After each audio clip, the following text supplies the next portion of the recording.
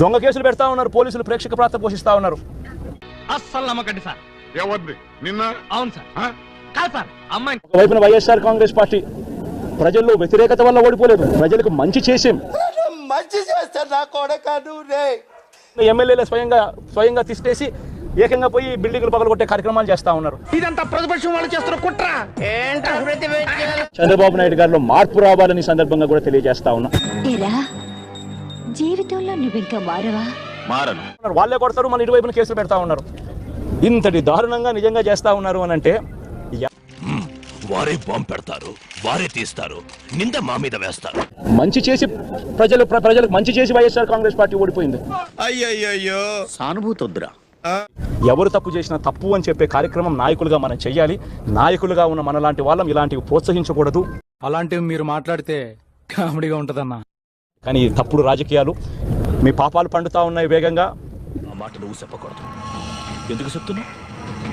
ఆ మాట నువ్వు చెప్పకూడదు. చేతనైతే మంచి చేయండి, మంచి చేసి ప్రజల మనసులు గెలుచుకుని ఓట్లు ప్రజల మనసులో స్థిరస్థాయిగా నిలబడే కార్యక్రమం చేయండి. కానీ మనం చేయని కూడా ఎంత స్ట్రాంగ్ గా చెప్పొచ్చని మిమ్మల్ని చూస్తేనే తెలుస్తుంది సార్. ఎల్లకాలం ప్రభుత్వం మీది కాదు, ఎల్లకాలం రోజులు మీయే ఉండవు చంద్రబాబు, అది గుర్తుపెట్టుకో. చరిత్రలో ఏ రాజకీయ నాయకుడికి జరగనటువంటి ట్రీట్మెంట్ ఇతనికి ఉంటుంది. మీరు ఆ విషయం గుర్తుపెట్టు. మరొక్కసారి చంద్రబాబును ఈసారి హెచ్చరిస్తున్నామని కూడా చెప్తా ఉన్నాం. ఈసారి కోరడం లేదు, హెచ్చరిస్తున్నామని కూడా చెప్తా ఉన్నాం. గజాల గారు ట్రైన్ ఎక్కినప్పటి నుంచి చూస్తున్నారా వాడి చేష్టలు, వాడి బిల్డప్ రియాక్షన్ అనేది ఖచ్చితంగా ఉంటుందని కూడా చంద్రబాబు నాయుడుకి సందర్భంగా గట్టిగా చెప్తా ఉన్నాం. అంటే ఏం చేస్తావరా? చంపుతావా? నరుకుతావా? ఏం చేస్తావరా?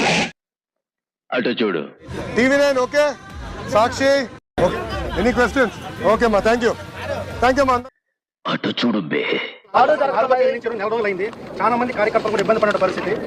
అంటే అది